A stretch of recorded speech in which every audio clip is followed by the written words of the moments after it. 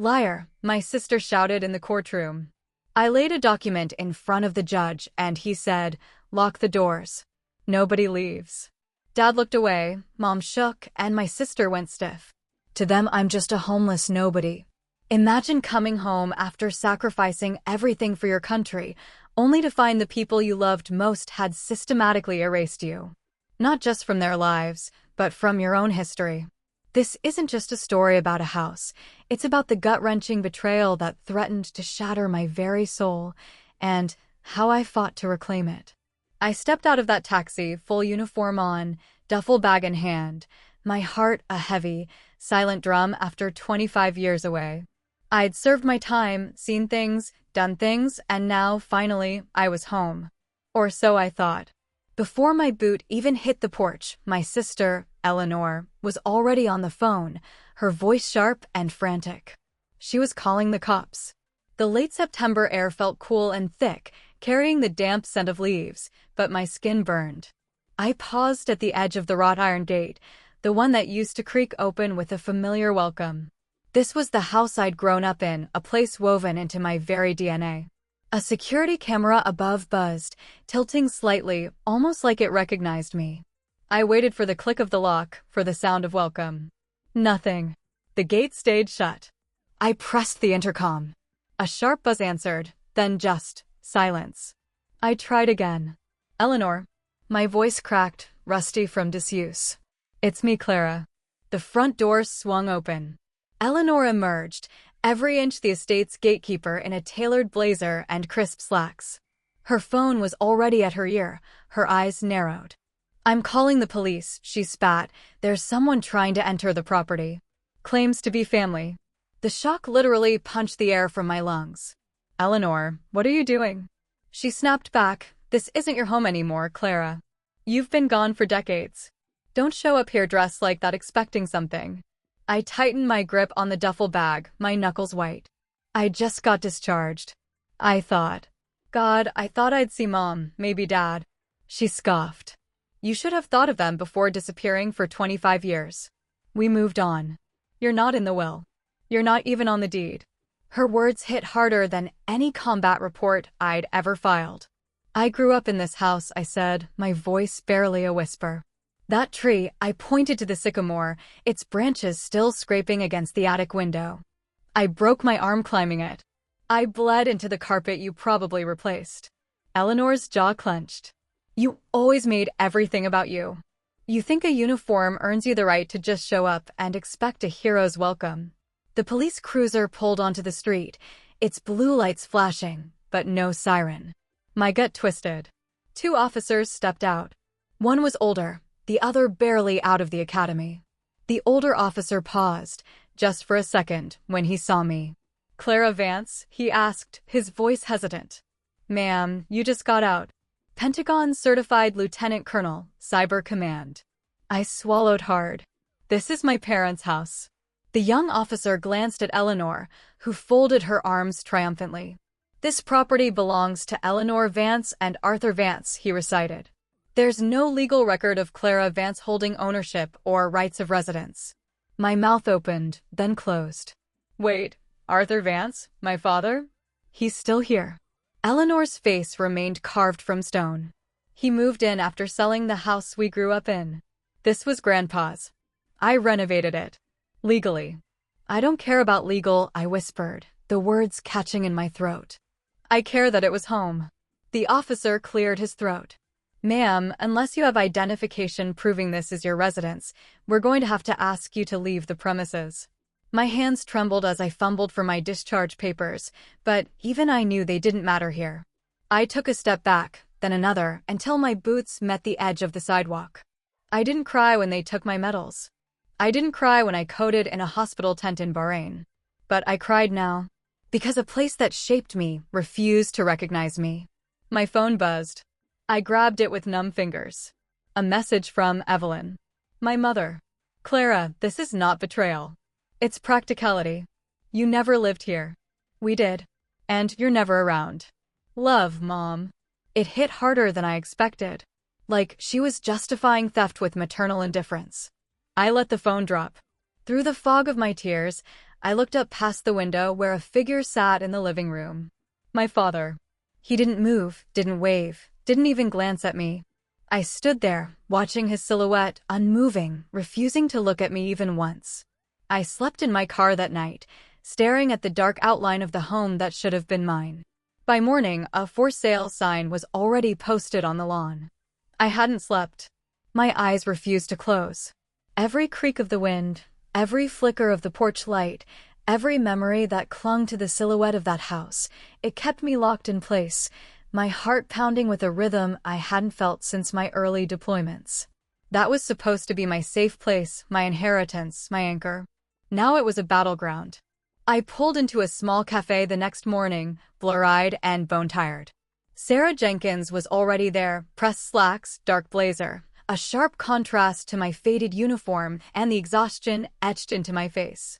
We hadn't seen each other since undergrad, but she looked at me like no time had passed. That alone almost made me cry, I thought. "I saw the listing this morning," she said, skipping any greeting, and flipped her tablet toward me. There it was, my home, listed under Raven Holdings LLC. I stared at the screen. Raven Holdings? She nodded grimly. And here's the kicker. 3 months ago, there was a property transfer recorded here.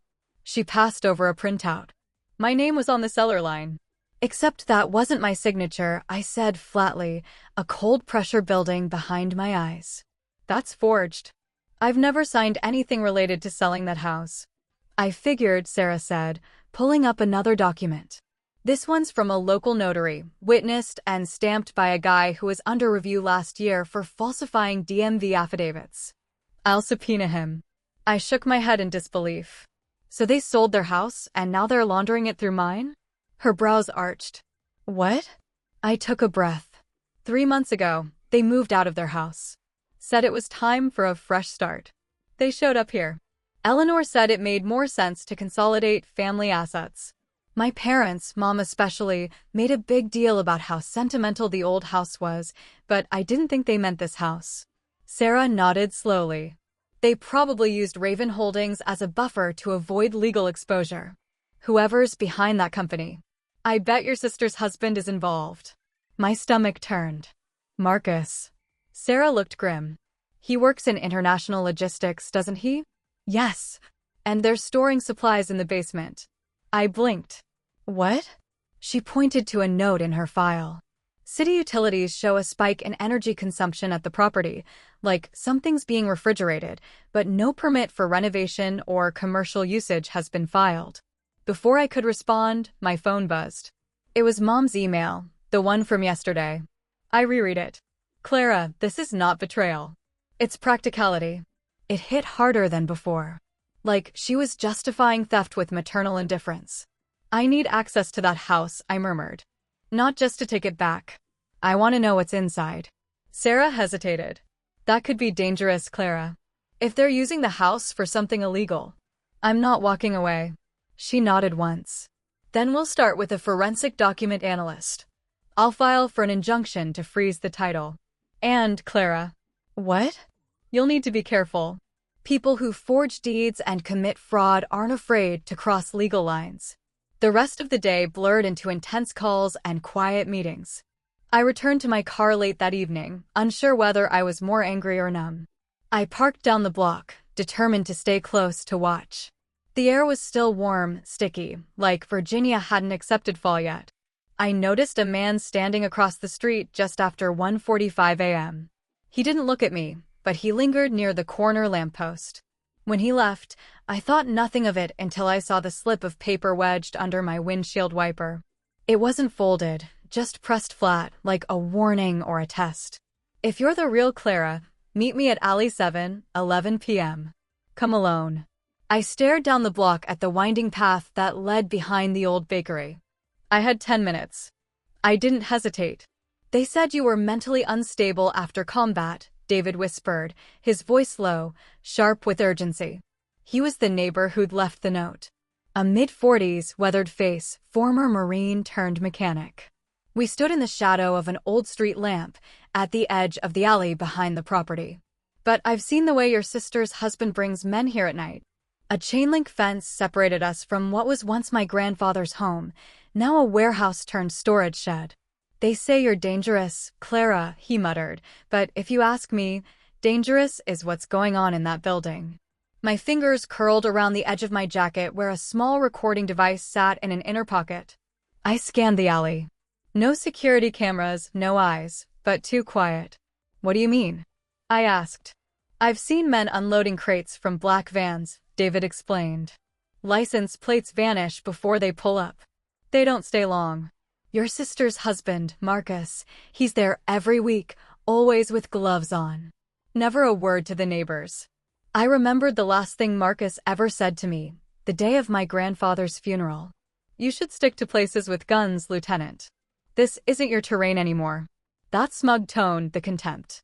Maybe he was right, but I knew how to watch, how to wait. That night, I returned to the alley alone, dressed in black, a camera clipped to my collar, recorder live. I crouched behind the half-burnt fence near the back lot. Midnight came with a low rumble of engines. 2 black trucks rolled in, no headlights. I held my breath. 4 men stepped out. I didn't recognize them. One was clearly armed. The other wore a cap pulled low and carried a clipboard. Then came Marcus. His gait was confident, relaxed, like this was just another Tuesday night. He didn't speak much, just pointed toward the rear door of the house. The group moved with practiced ease. Boxes unloaded, hands gloved, everything efficient. Sarah was right. This wasn't just squatting. This was organized. Then something unexpected. Marcus stepped inside the old warehouse. I crept closer, careful not to trigger the loose gravel underfoot. I positioned the small audio recorder near a cracked vent, its mic angled toward the loading area inside. Voices filtered through, muffled, but then one cut through sharper than the rest. "If that officer girl finds out, sever the tie." No warning. I froze. The voice was familiar, gravelly, deliberate. "My father." My throat tightened. I replayed it in my head, just to be sure. That deep Virginia accent. That phrasing. I hadn't heard him speak directly to me in years. And now I heard him planning my erasure. I withdrew slowly, slipping behind the fence, hands shaking. I clutched the recording device like it might burn through my palm. Back in my car, I played the audio again, scrubbed it carefully, listening for every syllable. The voices were vague, except his. That one line. It played over and over in my head. I didn't sleep. At sunrise, I circled the block again and returned to the alley. But when I reached the vent, my recorder was gone. Someone had been there. Someone new. Panic flooded my gut, thick and metallic. My cover was slipping. I needed to move fast before the window slammed shut. I drove to a nearby diner to regroup, my heart hammering. I wasn't even halfway through my coffee when my phone buzzed. An unknown number. The message read, "You're playing with fire. I have your military psych report. Want to see what it says about you?" The text message was a cold threat. "You're playing with fire. I have your military psych report." A few hours later, my father met me in a deserted parking lot. He didn't hug me. He didn't even look me in the eye. He just said, "You've changed, and not for the better." The wind picked up before he did. He stood next to his navy blue sedan, crisp jacket zipped to the collar, hat pulled low, as if shielding himself from recognition. But it wasn't the rain he feared. It was me. I recognized the distance in his eyes, the stiffness in his posture. He'd practiced this meeting, prepared for it like a business transaction. Cold, clean, efficient. I stopped 2 steps away. "Why are you doing this?" He didn't flinch. "You came back different." I swallowed. "I served this country for 25 years. And in those 25 years, he countered, you became someone I don't recognize." The sentence hit like a rifle shot. I had imagined this moment in 1,000 different ways. Him saying he was proud, even quietly acknowledging the work I'd done. I had never imagined indifference. "I want the truth about the house," I said, my voice low but sharp. "You knew what Grandpa left me. You witnessed the signing." He shifted his weight. "That document was outdated.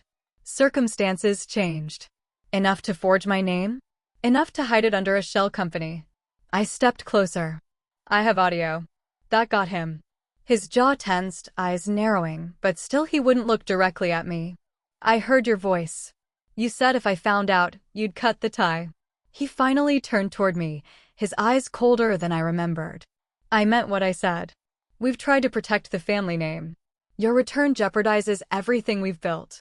Your sister is part of a respected enterprise. You live in a car because you sold my home. He didn't answer. Just glanced toward the black SUV parked across the lot. I'm not ashamed of what I've done, I said. But you're of me. That's what this is really about. He stepped back, adjusting his cuffs like brushing off dirt. You're not one of us anymore. The words didn't echo. They landed and stayed. He turned, walked to the SUV, and the driver stepped out to open the door. I recognized the man immediately, the same bald head, silver watch, always silent, who'd helped unload boxes at the warehouse. They drove off without another word. I stood alone in the rain. It started as a drizzle, then turned heavier, soaking through my sleeves, my collar, my soul. There was no reconciliation waiting in this story, just truth. And that was colder than anything I'd faced in uniform. I walked back to my car, my chest tight, throat burning with a silent argument I couldn't win. I didn't cry, but I did find an envelope wedged beneath my windshield wiper. It wasn't official, just a plain manila sleeve sealed with tape. I got in, turned on the cabin light, and opened it with shaking hands. Inside was a photocopy of my grandfather's original will. My name, the property address, all unaltered. The signature dates matched the copy I had stored in an encrypted archive from years ago. No transfer clause, no sale condition. It was airtight. A handwritten note was stapled to the top. I notarized this document that day. I know they falsified it later. J. Peterson. I stared at it, my heart pounding. Proof. The first crack in their narrative. I scanned it again, then snapped a picture and texted it to Sarah with a single line. This changes everything. The deed was forged, but that was just the beginning. Marcus's name showed up in an old FBI case, sealed until now. I sat in the corner of my temporary rental apartment, bare mattress, one chair, no curtains, lit only by the blue glow of my laptop. Outside, the night wind rattled loose siding. Inside, my stomach churned as I stared at the report Alex had just sent over. I had reached out hours earlier, forwarding the original deed and the scanned will, along with the corporate trail Sarah had begun unearthing. He'd responded almost instantly. I remember Raven Holdings, he wrote. We flagged them as a front company during a 2012 counterintel probe, laundering false contracting, dark money, but we were told to stand down. Case was sealed. Now, the name Marcus Thorne was staring back at me, listed under Consultant Logistics in the appendix of that same file. I froze. Eleanor had always insisted Marcus saved the family from collapse. He rebuilt Dad's business, she'd say. Without him, we'd have lost everything. No wonder she protected him so fiercely. But rebuild with what? Dirty money? I opened the next PDF from Sarah. Transaction records tied to the shell companies leasing the warehouse.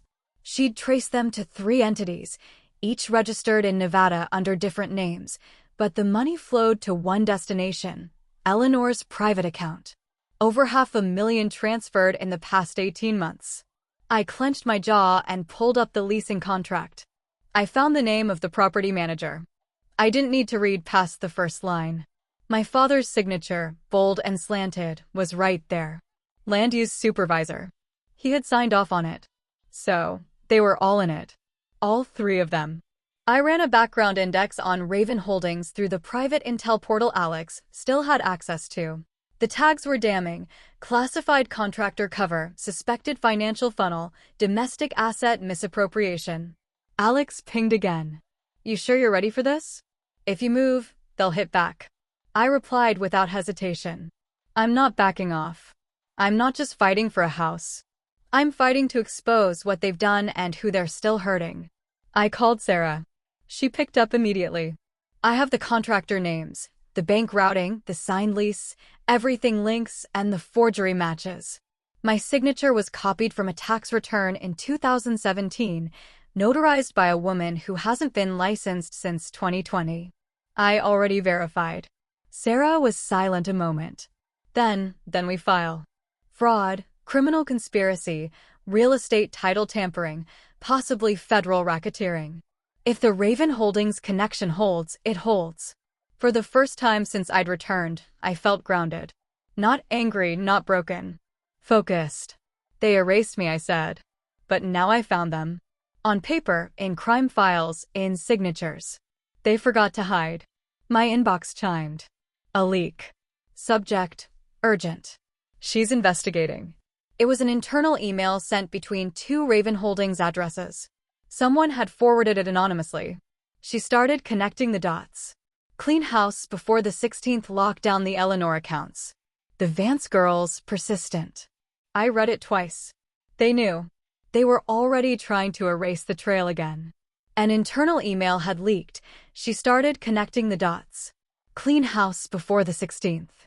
I stood at the gate again, this time in uniform, decorated with honors. But beside me was someone more powerful than medals, my lawyer. Sarah adjusted the strap of her leather case as we waited at the counter inside Fairfax Town Hall. Sunlight poured through the high windows, but the tension between us and the property office clerk was thick as cement. The clerk tapped her keyboard, eyes darting across the screen. This deed is active, she said, almost too casually. Sarah didn't flinch. That's precisely why we're here. We're filing a petition for immediate injunction on all transfers based on compelling evidence of forgery and fraud. I slid forward the folder Sarah had prepared, detailed analysis of the signature inconsistencies, the timeline of the false notary, and the suspicious account trails. At the top of the stack sat the verified original deed from my grandfather's will. The woman's eyes widened. She looked at Sarah, then at me. Lieutenant Colonel Vance, I said softly. Retired. I grew up in that house. By noon, we had a stamped confirmation. The land office had enacted a temporary hold on all transactions related to the property pending further investigation. It wasn't everything, but it was a start, a line in the sand. The drive to the house felt surreal. This time, we didn't park across the street or lurk in shadows. We pulled straight into the driveway. Eleanor's Lexus was already there. Marcus's truck, too. Sarah adjusted her jacket, pulled out the official envelope with the injunction, and handed it to me. Let's give it to her together. I rang the bell. Eleanor answered, her lips already curled into that polished, performative smile until she saw my uniform. Then she saw Sarah. The color drained from her face. We're here to serve you with a court injunction, Sarah said crisply, handing over the envelope. Effective immediately, any transfer, lease, or modification of the property is suspended. You've been notified. Eleanor's hands trembled as she took the papers. What is this? Some kind of joke, she hissed. Marcus appeared behind her, slow and deliberate. You really want to go this route, Clara, he said, his voice like gravel soaked in oil. You don't know who you're fighting. I met his gaze, calm, controlled. I used to work internal investigations at the Pentagon, I said. I've seen men like you. Watch them bluff, threaten, then fold. His eyes narrowed. For a flicker, just a breath, I saw it, fear. Not of me, maybe, but of something unraveling. Eleanor sputtered. You can't do this. You're not even the rightful owner. Sarah cut in. That's what we intend to prove in court. Marcus stepped forward. This is harassment. You're harassing my family. Sarah gave him a hard look. And fraud is a felony. We turned and left. The slam of the door behind us was louder than I expected, like a final act in a play that had gone on too long. In the car, Sarah glanced over at me. They'll hit back, Clara. Are you ready? They will strike back. Are you ready? Sarah asked, her eyes sharp. What they didn't know was I had access to tools they couldn't even imagine. Digital forensics, chain of custody metadata, and a few friends who owed me favors. The soft hum of my laptop filled the silent apartment as I leaned over a second monitor, my eyes tracing digital breadcrumbs left behind by people who thought they were smarter than the system. The glow of the screen lit the stacks of documents on my kitchen counter, overlapping in an organized chaos only I could decipher. It was nearing midnight. I hadn't slept properly in days, but sleep didn't matter. Not when I was this close. I clicked into the secure Zoom room. Alex appeared first, tired eyes. Marine Corps cap still on despite the hour. Then Lena popped in.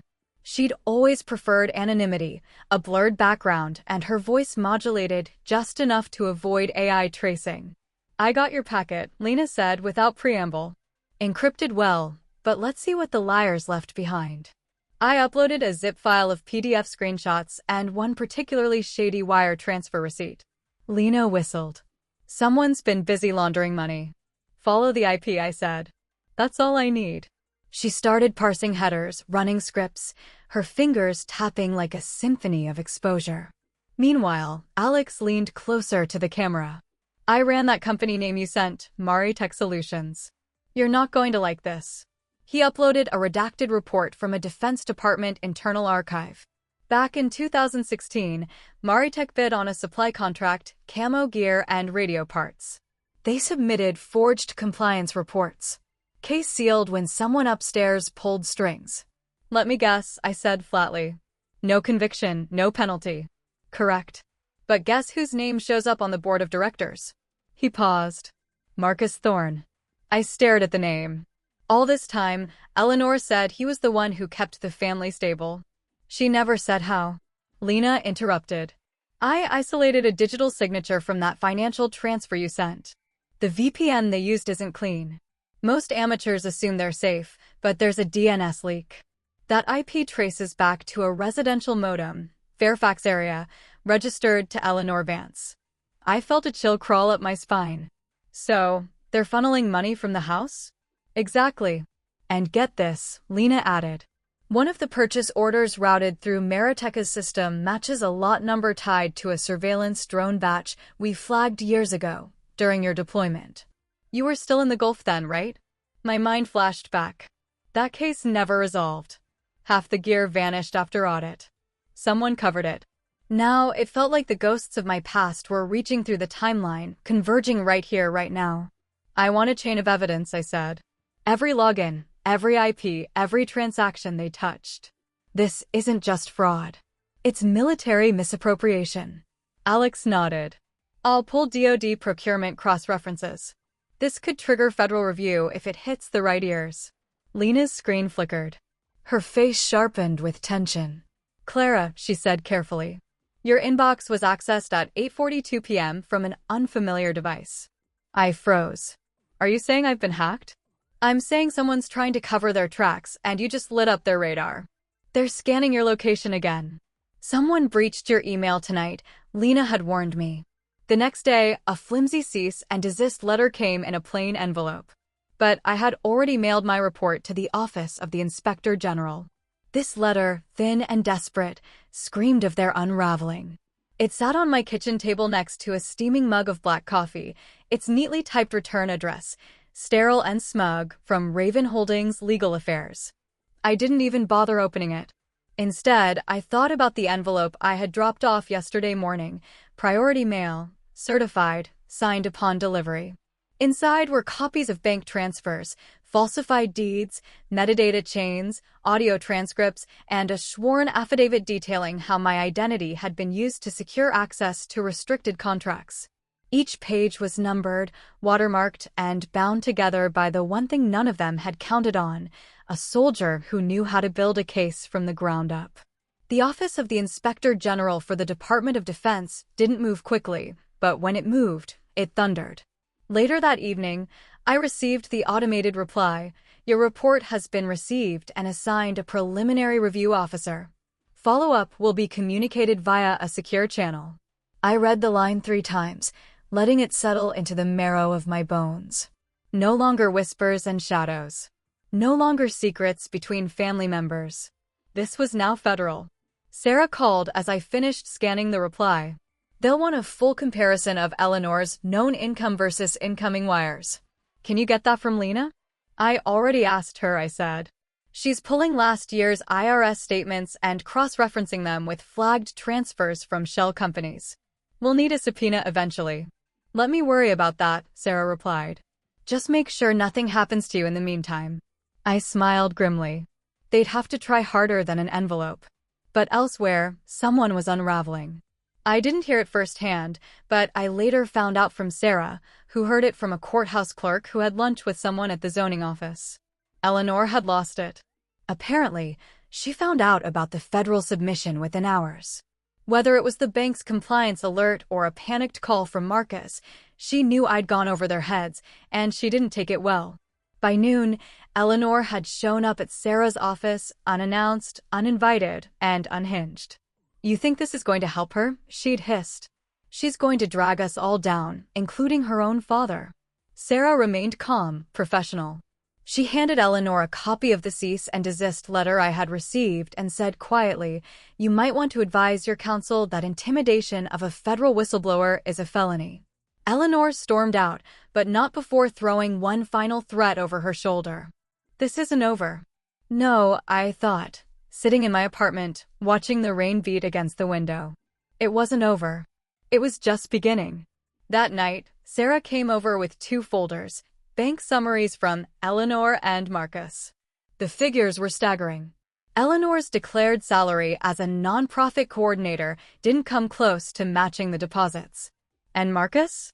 There were 3 transfers from a shell account linked to Mari Tech Solutions, all deposited the same week the forged deed was processed.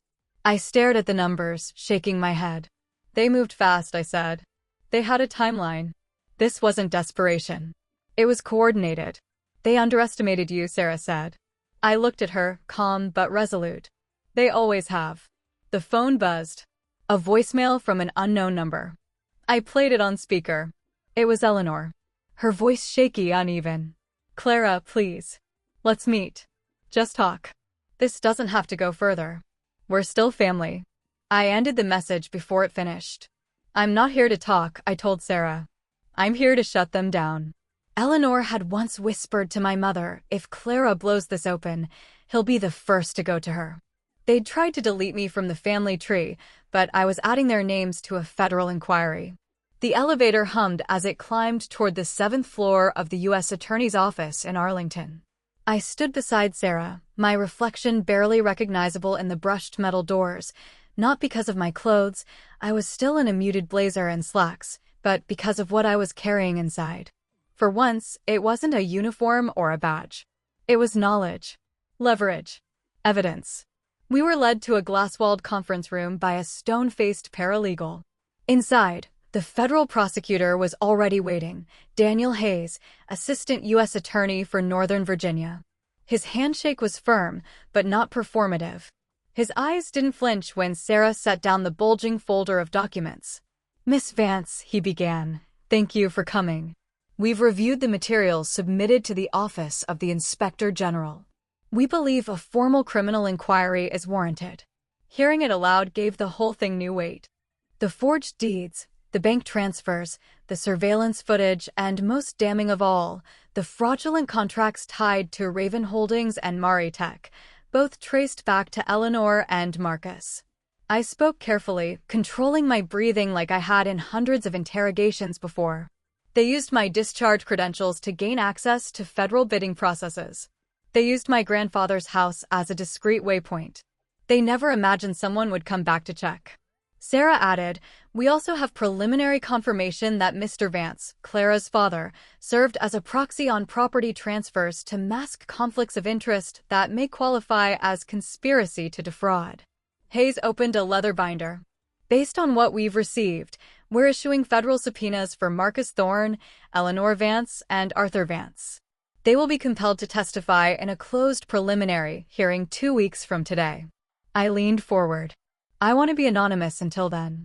No public disclosures, no leaks to media or local authorities. They've already tried to intimidate me."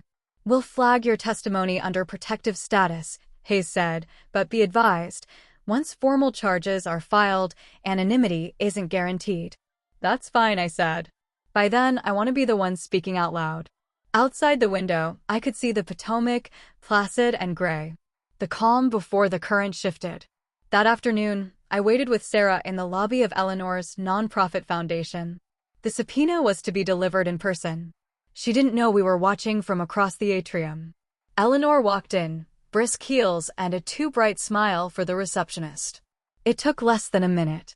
A U.S. Marshal stepped forward, handed her the envelope, and spoke the words we'd waited weeks to hear. "You are being summoned under federal subpoena for alleged participation in conspiracy and fraud." The receptionist gasped. Phones froze in mid-scroll. Eleanor's smile shattered. Her hand trembled as she took the envelope. She turned, eyes scanning the lobby. And for a moment, I thought she saw me, but she didn't. I was behind mirrored glass, watching the empire she built on silence begin to crumble. Later that night, Sarah and I stepped out of the federal building after finalizing the paperwork. The air smelled like the first hint of spring, wet concrete, pollen, tension. I've rarely seen a case turn this fast, Sarah murmured. They know they're exposed. Good, I said. They should be afraid. As we reached the parking garage, I slowed. A black sedan sat idling across the street. Windows tinted, engine running. No license plate visible from this angle. Just long enough to be watching. Just long enough to make sure I noticed. I just stepped out of the courthouse, and I saw it, a black car across the street, watching. The walls they stole from me were now silent witnesses in court. And the woman they called unstable? She was the one testifying. The courtroom was cold, stark white lights overhead, pale walls, steel benches that hummed when I shifted. I stood behind the witness table, my right hand raised, the oath catching in my throat like sandpaper. I didn't shake, but I remembered the day my grandfather handed me the keys to the house. The day I came home to find my name erased. The night I heard my father's voice, masked in shadows, plotting behind my back. Now I stood here, not as the daughter who had been disowned, but as a decorated officer, a cybersecurity analyst with clearance history, and most importantly, a plaintiff backed by federal prosecution. The prosecutor began. Miss Vance, please describe what was done to your property. I met his eyes, then shifted toward the bench. They forged my signature on a deed transferring ancestral property. They altered bank records, funneled money through offshore accounts disguised as nonprofit funds, and they used my military discharge credentials to apply for federal contracts they had no legal access to.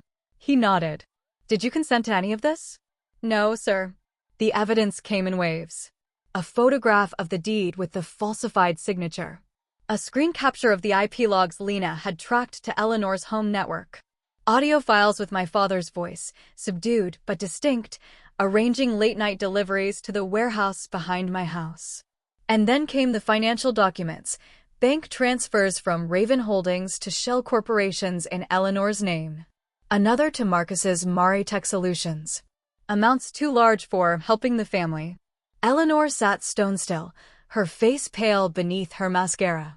Marcus leaned forward, jaw clenched, whispering urgently to his lawyer. My father didn't even blink. The defense tried. Marcus's attorney objected to the admissibility of surveillance footage not obtained through legal means. Sarah stepped in with a declaration signed by our digital expert, data chain of custody intact, no tampering, time-stamped. Eleanor's lawyer tried to spin the narrative. My client acted under the impression that Clara had relinquished claim to the house. This was a familial misunderstanding. I leaned into the microphone. A misunderstanding doesn't involve stolen credentials, falsified signatures, and the use of federal infrastructure for illegal bidding. The final nail came when the prosecutor held up a physical copy of the procurement contract, complete with my old clearance codes and Marcus's name on the submission. He looked like he might bolt. Then the prosecutor turned to my father. Mr. Vance, can you explain the source of the $320,000 you transferred to Maritech? Silence. He looked toward the floor, then toward Eleanor, then finally toward me. But I wasn't his daughter now. I was a federal witness with everything to lose and nothing left to protect. The prosecutor's voice was calm. In your opinion, Ms. Vance, does this constitute a deliberate conspiracy? Yes, I said. It wasn't just about a house. It was about power, control, and silencing someone they thought wouldn't come back. He nodded once, then turned to the judge. In closing, Your Honor, the defendants did not simply defraud a veteran. They undermined the integrity of public trust, used federal systems for personal gain, and orchestrated a coordinated attempt to erase accountability. These are not family disputes. These are federal crimes. The courtroom exhaled. Somewhere behind me, pens scribbled on notepads. Reporters, finally allowed to witness the case, clicked their cameras. I could hear the clatter of keys, smell the ink from the printed exhibits. I felt every eye turn toward me as the judge recessed the hearing. I stood slowly, stepped down from the platform, and gathered my things. My palms were sweating. I told myself it was adrenaline, not grief. Outside, I moved through the crowd of photographers and questions, ignoring the flashes. Sarah stayed close. She didn't speak. Neither did I. Not until I reached the edge of the sidewalk and saw her. My mother. Standing under a tree, hands clasped together like in prayer. Her mouth trembled, but no words came. Her eyes were red. She hadn't said a thing in years. Not one letter, not one call. But now she was here, and I, who had faced war zones and courts alike, found my hand trembling. My mother stood silently, her eyes red, as my hand trembled. For the first time in weeks, every seat in the courtroom was filled. Not to watch me fail, but to hear the truth. The federal courthouse in Alexandria had never looked so full. Rows upon rows of observers sat in tense silence. Some in suits, some in uniform, and others with faces lined by years that mirrored mine. C-SPAN cameras were discreetly tucked in corners. I could feel every lens on me as I stepped to the front. I wore my uniform not just because I had earned it, but because it was the only armor I had left. My ribbons were real. My service was real. And today I'd let that truth speak louder than any forged deed or whispered lie. Ms. Vance, the prosecutor began, you may proceed with your full testimony for the court. I took a breath that felt like peeling off rusted chains. My name is Clara Vance. I served over 20 years in the Department of Defense's Cybersecurity Task Force. I held top-level clearance. I came home with honor, expecting only silence. Instead, I was erased. A murmur swept through the benches. My name was removed from my family's will, from their home, from their story. They forged signatures, laundered money, used my identity to access military contracts. They did it under my father's approval. They did it while calling me unstable, dangerous, irrelevant. Gasps now. The prosecutor played the audio file.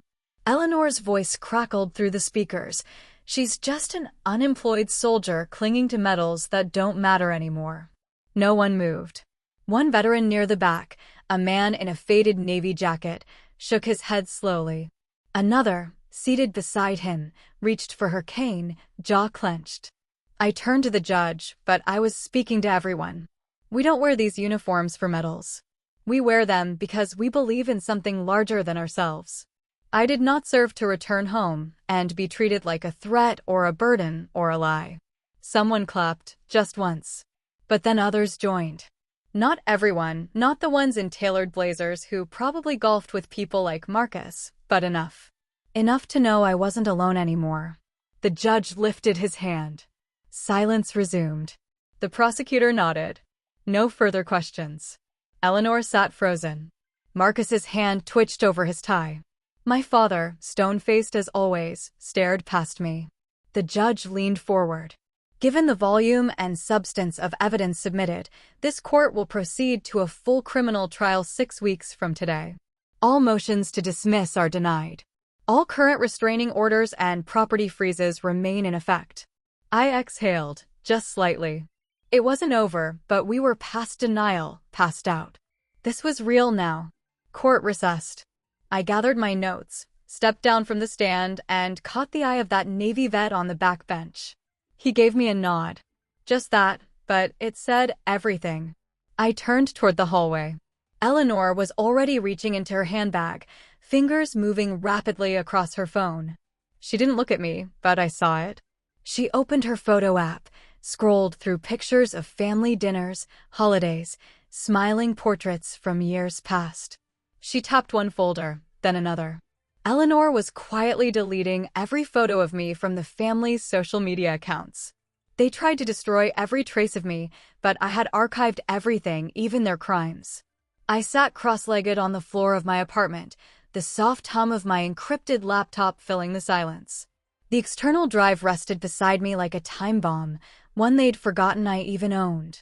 My fingers trembled slightly as I plugged it in. Not from fear, but from the raw restraint of what I was about to unleash. File directory loaded. The first folder was dated 7 years ago, labeled Legacy. Inside were scans of contracts, correspondence, grainy surveillance stills from years past. They'd once been my insurance policy. Now they were a loaded gun. Eleanor must have assumed she had deleted everything. She always had a knack for arrogance. But she hadn't counted on me backing up every drive I ever used. She hadn't counted on military-grade recovery software. And she sure as hell hadn't counted on me coming back with a legal team. I pinged Lena with a file batch, encrypted, timestamped. Within seconds, she responded, "Got it. Matching metadata confirms creation from Eleanor's home IP. This is gold." Next, I called Sarah. "I'm coming in," I said. "And I'm not alone. I'm bringing ghosts." She didn't ask questions. Sarah never did when my voice sounded like that. At the firm's downtown office, Sarah waited in the boardroom, sleeves rolled up, eyes sharp. I slid the drive across the table like a chess piece. "Contracts processed through shell vendors," I said, opening the file. "All routed through Maritech and Raven Holdings. Look, this one's a falsified procurement agreement for drone parts. Same model we used to inspect in Kuwait." Sarah's brows furrowed. "You're telling me they reused defense documents to mask fake orders?" "Not just reused. Modified. Then ran payment cycles through dummy vendors using addresses that match my father's commercial listings from the 90s. They resurrected his old businesses on paper. Eleanor managed the routing. Marcus did the laundering. My name was used to legitimize it." She opened her laptop and uploaded the files into our official court submission. "I'll add these to the affidavit. The court will want a certified backup." "No problem," I said, pulling out a second drive. "I have 3. A notification pinged. Lena again. For your information, Marcus tried to scrub his metadata trail 2 days ago, but he didn't know we had the backup from your last OS scan. He's cooked." I forwarded the message to Sarah, who let out a dry chuckle. Eleanor and Marcus thought deleting files would save them. They underestimated a woman trained to extract secrets from nation-states. I watched her file the documents into the federal repository one by one. Every forged receipt, every IP record, every manipulated digital signature was now admissible. But the moment that made me freeze wasn't technical. It was personal. One folder, deep inside the archive, untouched, titled Vance Family Originals. My heart skipped. I clicked. Among receipts and email logs, a video loaded, grainy but clear. It was my grandfather in his study, the day he signed the original will.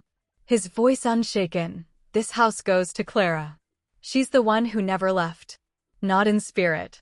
I trust her to keep it safe." The document was visible on the desk, unaltered, signed, dated. The same one I had shown Sarah weeks ago, but now with a recorded confirmation. We both stared at the screen. "That's your hammer," Sarah whispered. I nodded. "Time to swing." Just then, my phone buzzed. An anonymous number. I almost ignored it. Then I saw the subject line, internal email. Forwarded copy. I opened it. From undisclosed@ravenka.net to redacted subject, urgent message. If Clara opens her mouth, we don't just lose assets, we lose our freedom. We need to move fast before the hearing date changes.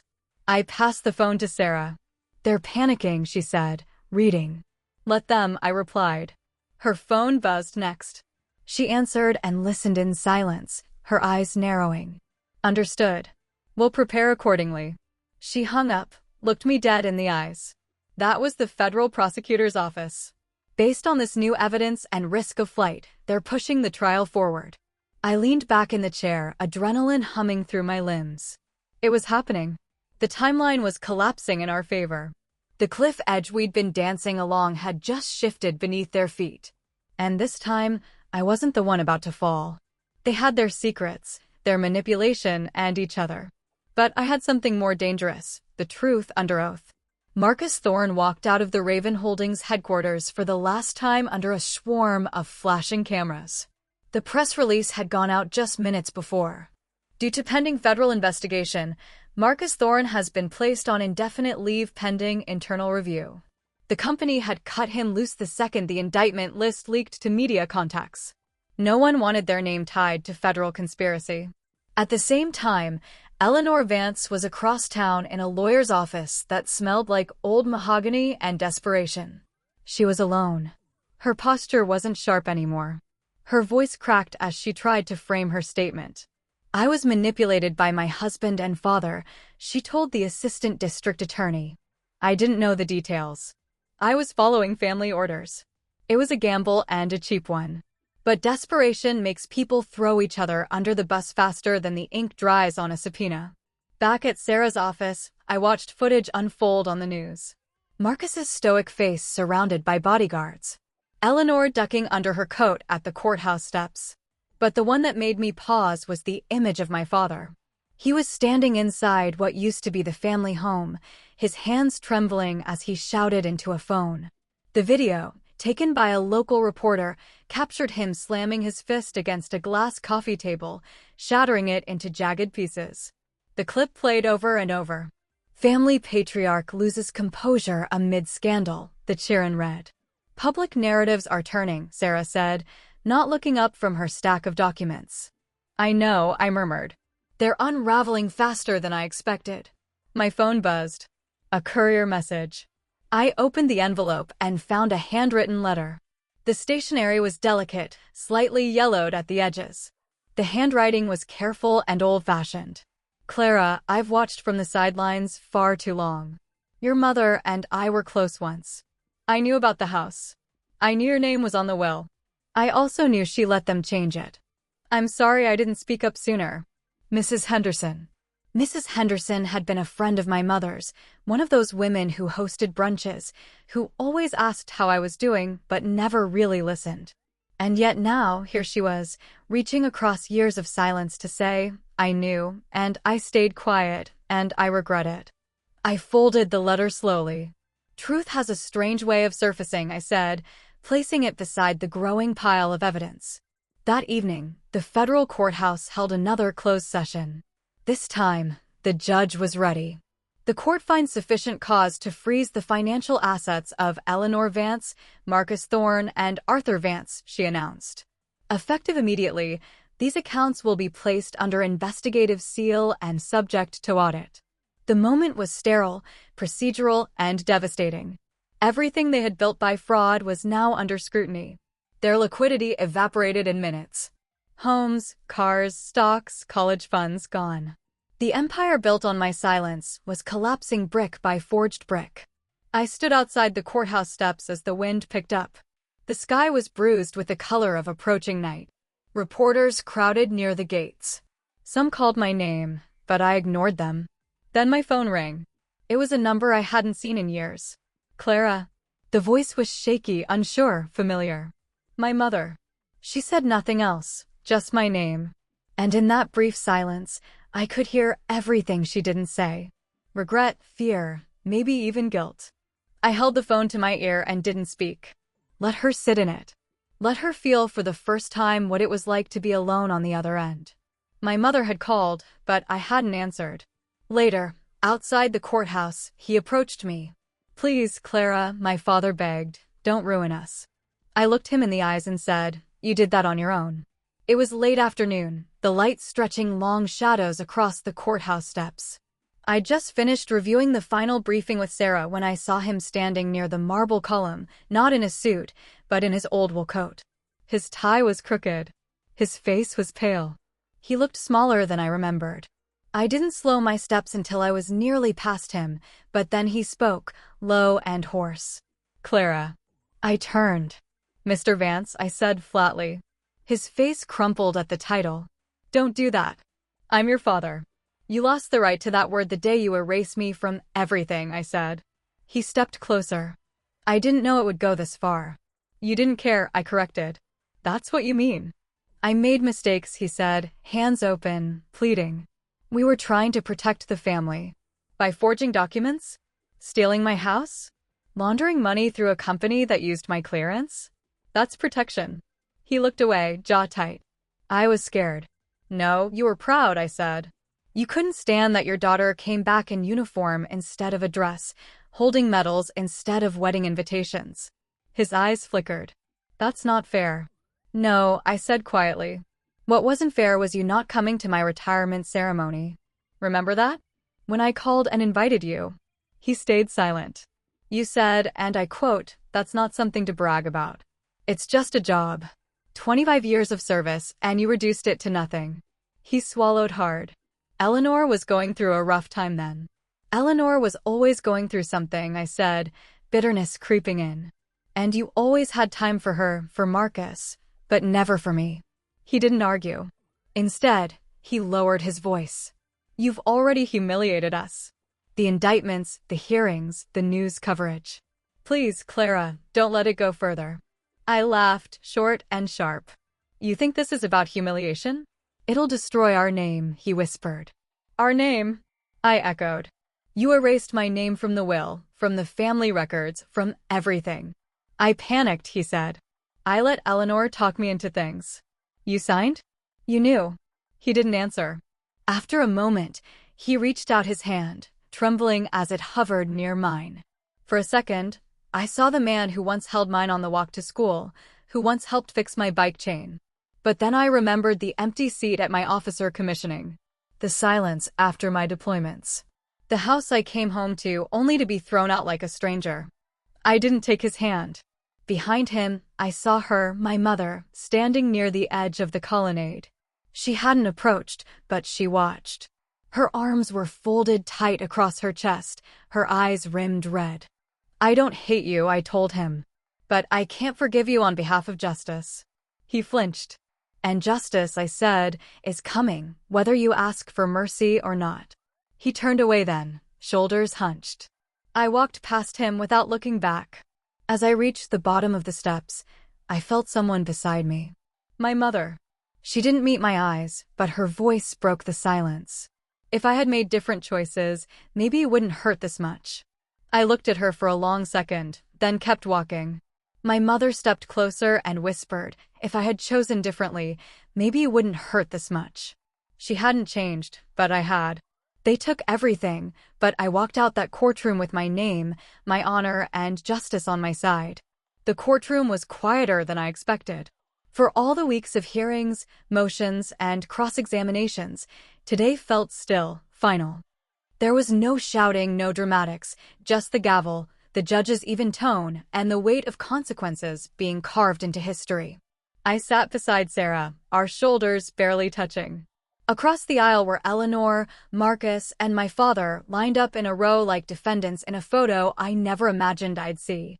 Eleanor's face was pale, jaw locked. Marcus's eyes flickered nervously. My father looked old, not from age, but from erosion, the slow crumbling of arrogance under truth. The judge's voice echoed, Eleanor Vance, 6 years in federal custody. Marcus Thorne, 8 years. Arthur Vance, 10 years with no parole. A sharp intake of breath rippled through the courtroom. Then silence again. No cheers, no applause. I didn't smile. I just nodded once to Sarah, who closed her folder and placed a hand gently over mine. It wasn't victory I felt. It was completion. Outside, the press swarmed, but the first people I saw were the veterans, men and women in faded uniforms, some leaning on canes or wheelchairs, others with ribbons pinned proudly to worn jackets. One of them, a man with a prosthetic leg and soft, steady eyes, stepped forward and extended his hand. Colonel Vance, he said. I shook it. We're not forgotten, I told him. He nodded. Not while people like you are still standing. Flashes from the cameras lit up my peripheral vision. A reporter shouted, Do you hate them now? After all this. I looked toward the sky for a moment. The sun had broken through the morning fog. Warmth touched my face. I don't carry hate, I said.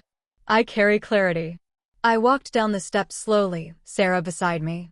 Alex was waiting by the car, and Lena sent a thumbs up from across the lot. They were more than allies. They were the family I chose. I didn't return to the house. I didn't need it anymore. What I wanted was never brick and wood. It was the right to belong to my own story. Weeks later, I stood inside the Defense Service Library, staring at the wall of dedication. It was made of dark granite, etched with names of those who had contributed to national security in extraordinary ways. I had walked past it once as a young cadet, whispering promises under my breath. Back then, it felt like a monument for others, untouchable. But now, there it was, Colonel Clara Vance, Cyber Command, OA, 2020 to 2023. Valor. Service. Integrity. No family portrait ever meant as much. No inheritance ever compared. As I stood there, my reflection blurry in the polished stone, I felt tears sting my eyes, but I didn't cry. I stood tall. They stripped me of my name, my home, and my dignity, believing no one would ever believe a so-called broken soldier. But in the end, it was their lies that unraveled under oath, and my truth that stood unshaken. Justice doesn't arrive in noise or vengeance. It arrives in the quiet courage of someone who refuses to stay erased. When injustice is met with unwavering courage, the final verdict can echo through a lifetime. Some battles are fought in silence, in courtrooms, and in the hearts of those who have been betrayed. And sometimes, the quietest warrior is the one who wins the loudest. Like, share, and comment your thoughts below. Type 1 if this story resonated with you, or 2 if you feel it could have ended differently.